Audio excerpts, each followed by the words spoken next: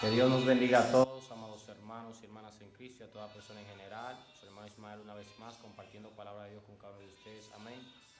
Santo es el nombre del Señor. Aleluya. Los reyes de Israel. Vamos a compartir un poquito de esto. Amén. La Biblia habla de los reyes de Israel en el primer libro de Reyes, segundo libro de Reyes. En el primer libro de Samuel también, segundo libro de Samuel habla de los primeros reyes. El primer rey escogido por Dios, que Dios constituyó al rey, habían profetas principalmente en el pueblo de Dios, en el pueblo de Israel, y el Señor, las naciones paganas tenían sus reyes que lo gobernaban y todo, y le exigían tributos, impuestos. Y el pueblo de Israel dijo: yo también quiero un rey. Y Dios le dijo: yo te voy a dar rey. Y al profeta Samuel Dios le dijo: mira, Samuel, no es a ti quien te rechazan, es a mí. Así que vamos a darle rey. Y dice que constituyeron a Saúl, que era un hombre alto, un hombre aparente, y lo pusieron por rey sobre Israel, y gobernó por un tiempo. Y bueno, Saúl fue desechado por Dios para que no fuera rey de Israel, por causa de que había desobedecido a Dios en diferentes formas.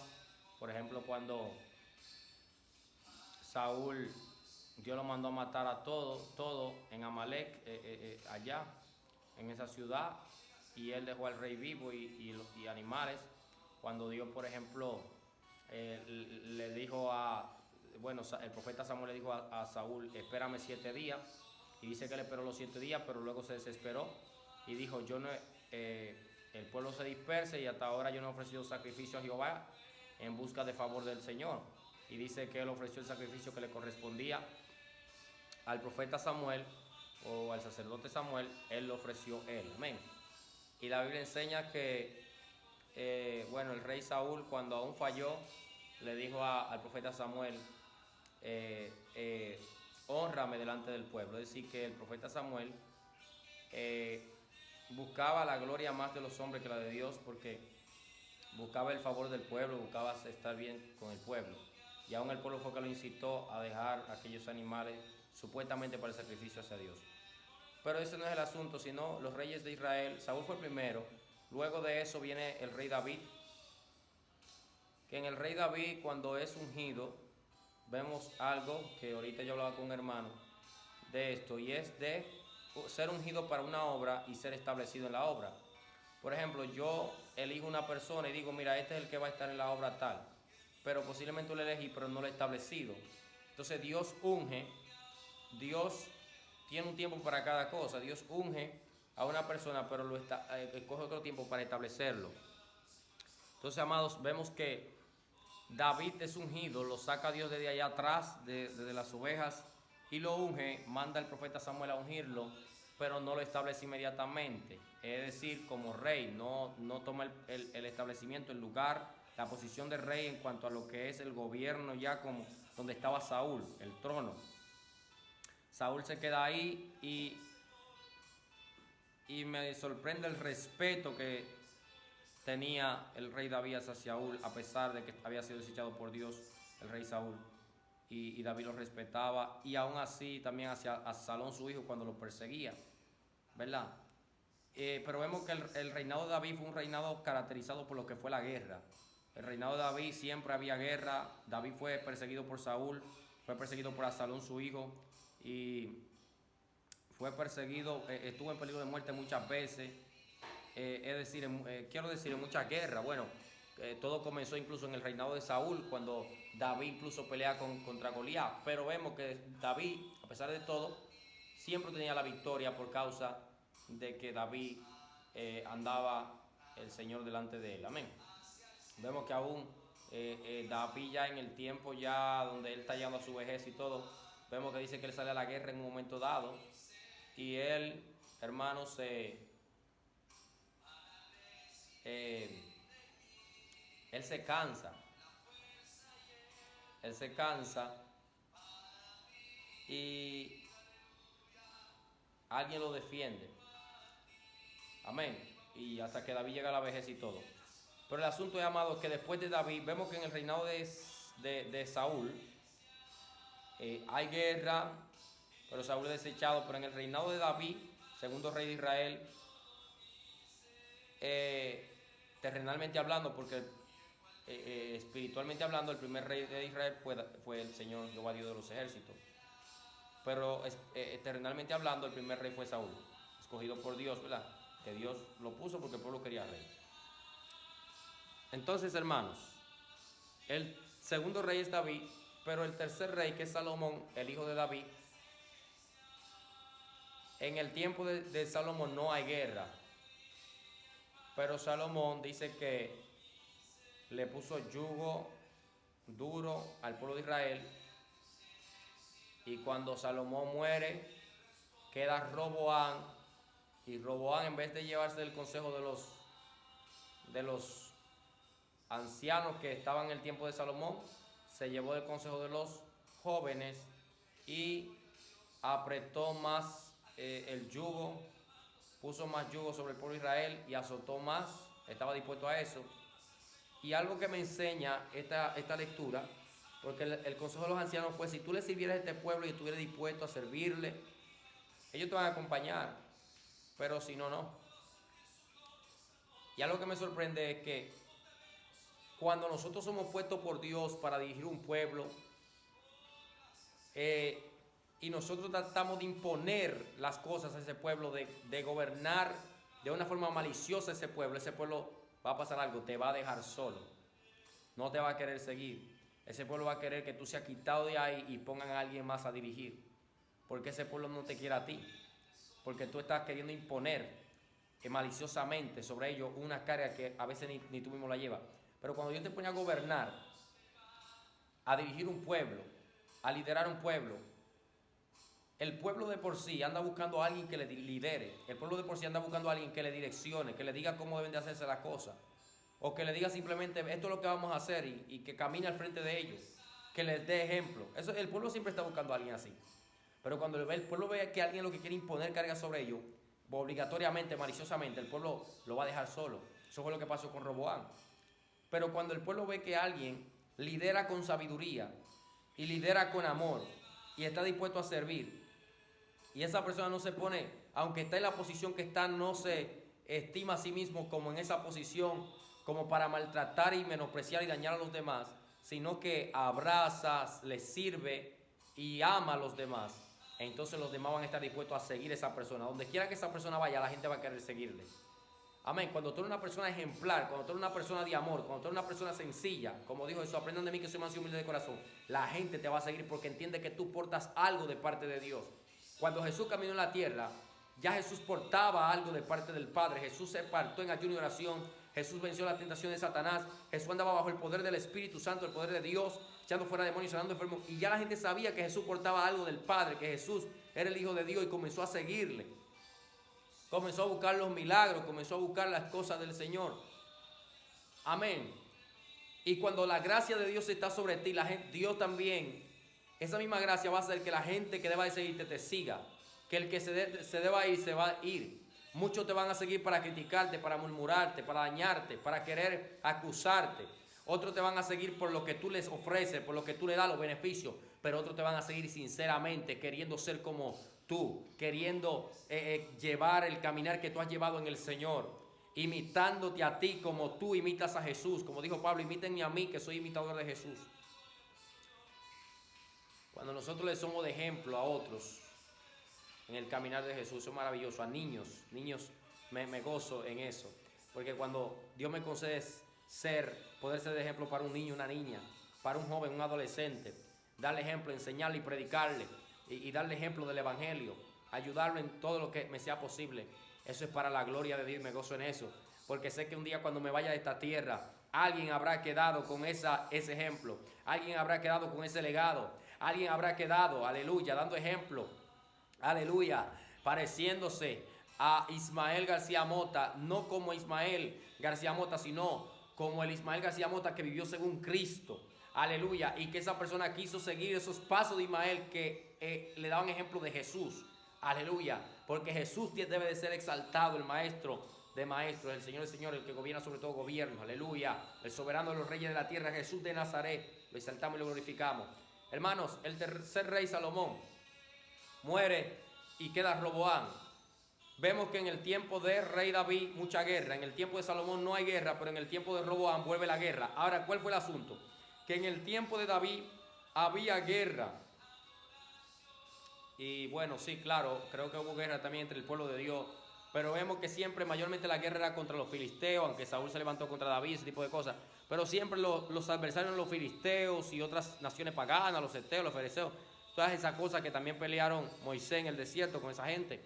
Pero ¿qué pasa?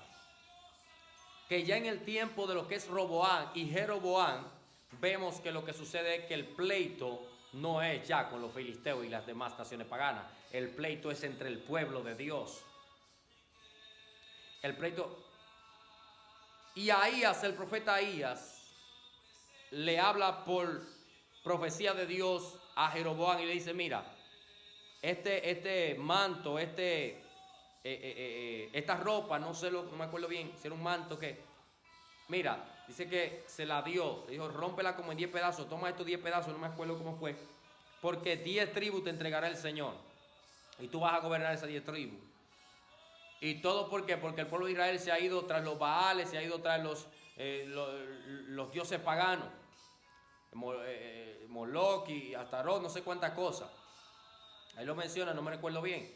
Entonces, hermanos, amados, vemos que el Señor en ese momento se divide la nación de Israel entre lo que es Jeroboam con 10 tribus y Roboam y Jeroboam. Roboam con una tribu, la de Judá, y Jeroboam con lo que es 10 tribus. Y vemos que Roboam entonces luego reúne a la tribu de Judá y la tribu de Benjamín, me parece que es. Entonces, Benjamín en un momento dado cometió un pecado tan grave contra Dios que violaron una mujer entre muchos hombres hasta hacerla morir, hasta que murieron. Santo es el nombre del Señor. Y cuando muere, el hombre la pica en pedacitos. Hay alguien que la pica en pedacitos y la manda a las diferentes tribus de Israel. Desde ahí en adelante sucede que se arma una guerra entre el mismo pueblo de Dios también, donde pelean las tribus de Israel contra Benjamín. Y eso fue una catástrofe terrible, donde los de Benjamín creo que quedaron hasta sin mujeres y tuvieron luego que buscarle mujeres a ellos.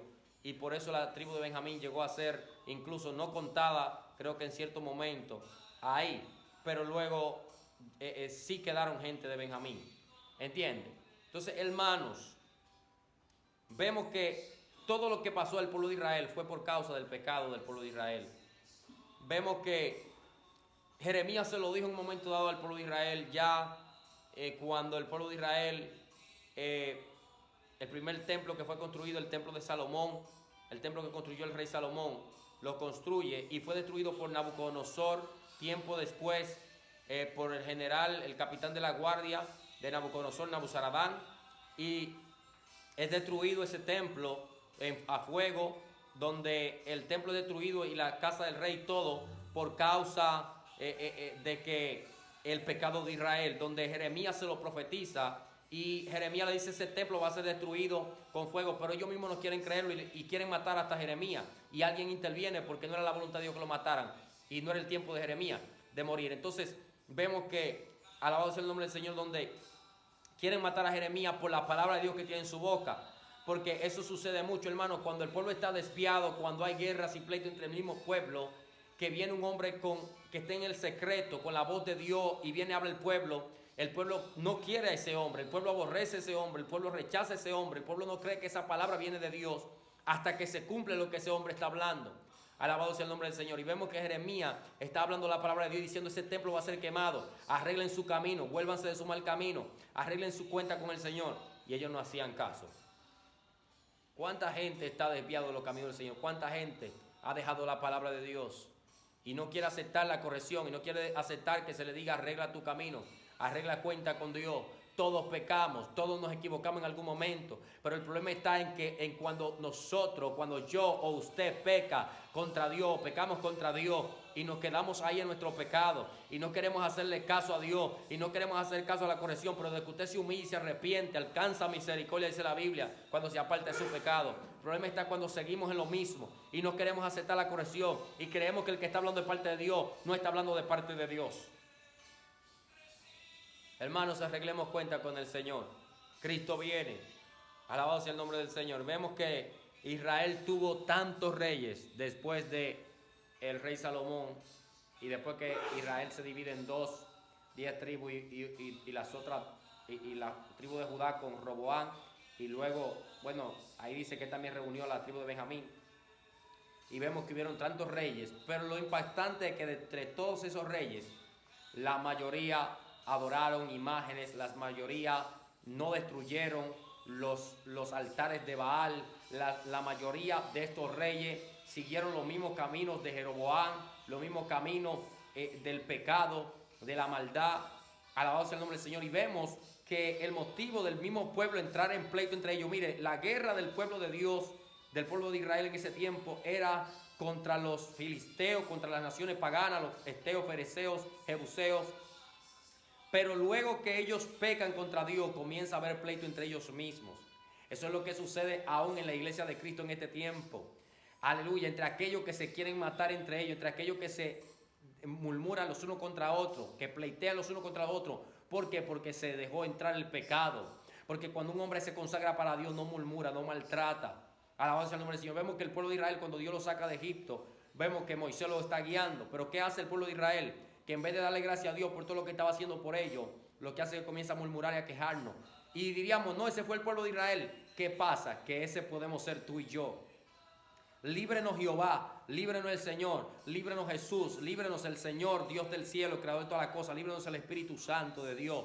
Aleluya, líbrenos el Señor, Dios de gloria, de la murmuración, de la queja, porque a veces exaltamos, es decir, a veces hacemos énfasis en el pecado de la fornicación, en el pecado del adulterio, en el pecado del robo o de matar o violar, pero no queremos hacer énfasis en el pecado de la murmuración, no queremos hacer énfasis en el pecado de ser chismoso, de ser pendenciero, no queremos hacer énfasis en el pecado, aleluya, de la codicia. Dice la Biblia que Mical, la mujer de David, fue en el corazón que lo menospreció. Luego le expresó porque le dijo alguna palabra, pero fue aquí, dice, en el corazón que menospreció a David. Y Jesús dijo, con tan solo mirar a una mujer y codiciarla, ya pecaste en el corazón. No quiero exaltar y hacerle tanto énfasis en lo que es el adulterio aquí, ni nada de eso, sino que el primer pecado es en el corazón. Y a veces estamos exaltando mucho, haciendo énfasis en el pecado del adulterio, la fornicación, o el pecado de la violación, o de que alguien que robó o mató. Pero no queremos hacer énfasis en el pecado de la mentira. No queremos hacer énfasis en el pecado de que pensamos que el que se robó públicamente, que se encontró robando, que se robó un carro, es el peor. Pero no queremos hacer énfasis en el pecado que fue que me robé un huevo, en el pecado que fue que se robó una cuchara, en el pecado que fue que nadie lo estaba viendo y él agarró eso que estaba ahí. ¿Entiende? Santo es el nombre del Señor. Entonces, todos estos reyes, vemos que la nación de Israel estuvo bajo reyes por muchos años, por cientos de años, y luego la nación de Israel desaparece porque fue esparcida por todas las naciones, como el Señor se lo había profetizado a Israel, porque lo que Dios habla se cumple, aunque la gente no lo quiera creer y no acepte los profetas de Dios, pero lo que Dios habla se cumple, aleluya. Y esa es la señal de la palabra que el profeta da, que lo que él dice se cumple. Entonces, hermano, vemos que luego queda solamente Judá, el lado de Judá, y dura 100 y pico de años, creo que es también, ahí gobernando con reyes. Pero luego de eso, Judá misma dice que va Nabucodonosor y destruye. Nabuzaradán, el capitán de la guardia de Nabucodonosor, va y destruye, quema todo a fuego. Y vemos cómo son llevados cautivos a Babilonia por 70 años, como Jeremías se lo había profetizado al pueblo de Dios de parte de Dios. Y vemos que aparecen falsos profetas diciéndole al pueblo de Israel, no, apareció uno llamado Ananías, no, ellos van a salir de allá en 2 años, creo que fue que le dijo.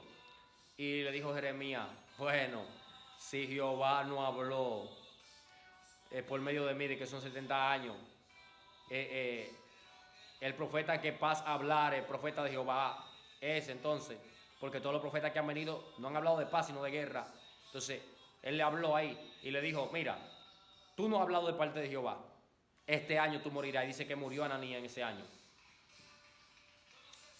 Aleluya, Ananías con H, porque hay otro Ananías sin H en la Biblia. Entonces, hermanos, hay varios. Entonces, hermanos, santo es el nombre del Señor. Vemos que lo que Jeremías profetizó se cumplió, 70 años cautivo en Babilonia. Luego de los 70 años, palabra de Jehová que vino por medio del profeta Isaías, de que el rey Ciro sería el siervo de Dios, que Dios usaría para lo que es que la nación de Israel de Babilonia, estando en Babilonia, regresara a Jerusalén a construir casa para Dios. Jerusalén, el pueblo de Israel de Babilonia, cautivo en Babilonia, se cumple 70 años por mandato del rey Ciro. Aleluya. En el libro de Esdras vemos que se va el pueblo de Israel, sube a Jerusalén. Todo aquello que Dios, dice la Biblia, despierte el Señor su espíritu para que suban. Aleluya. Zorobabel, hijo de Salatiel, y dice todos los que con él fueron y construyeron casa para Dios. Lo primero que construyen es el altar del sacrificio. El altar donde se ofrecen los sacrificios por el pecado. El altar donde se ofrece la ofrenda a Dios. Donde se ofrece la humillación ante Dios en este tiempo. El altar. Amén. Ya el sacrificio fue hecho. Jesús de Nazaret murió en la cruz por nuestro pecado para ser salvo. Todo lo demás es nosotros ir en humillación ante su altar. Ir en humillación ante su presencia. Aleluya. Ya que en ese tiempo se adoraba en Jerusalén. Y como Jesús le dijo a la samaritana, ustedes adoran lo que no saben, nosotros adoramos lo que sabemos, le dijo Jesús en ese tiempo, y le dijo, pero llegará ahora donde adorarán al Padre en espíritu y en verdad. En este tiempo no se adora en Jerusalén únicamente, sino que en todo lugar, aleluya, se puede levantar manos santas sin ira ni contienda, como dijo Pablo, en adoración al Señor. Aleluya, porque en Pentecostés, capítulo 2 de Hechos, descendió el Espíritu Santo como viento recio que soplaba, y todos fueron llenos del Espíritu Santo y comenzaron a hablar en otras lenguas. Y por tal razón, aleluya, entonces el pueblo de Dios, lleno del Espíritu Santo, puede adorar a Dios donde sea, porque el lugar santísimo, el velo del templo se rasgó y tenemos acceso al lugar santísimo, a la misma presencia de Dios por medio de Jesucristo, el Hijo de Dios, quien es el que nos da ese paso, ese acceso y que nos justifica con su sangre derramada en la cruz del Calvario por nosotros. Vemos, amados, que de tiempo en tiempo todos los reyes que llegaban a Israel eran reyes donde siempre había guerra. Por eso el pueblo de Israel, cuando se habla del Mesías, príncipe de Jesús, el rey que vendría, el rey de justicia, vemos que ellos están esperando un rey que viene en un caballo, que viene con espada, que viene con una armadura, que viene a hacer guerra, que viene a defender el pueblo de Israel. Pero no, vemos que Jesús viene en un asno, vemos que Jesús viene humildemente, sin espada, vemos que Jesús viene sin una armadura física, sino todo espiritualmente. Y por eso cuando viene Jesús a Israel,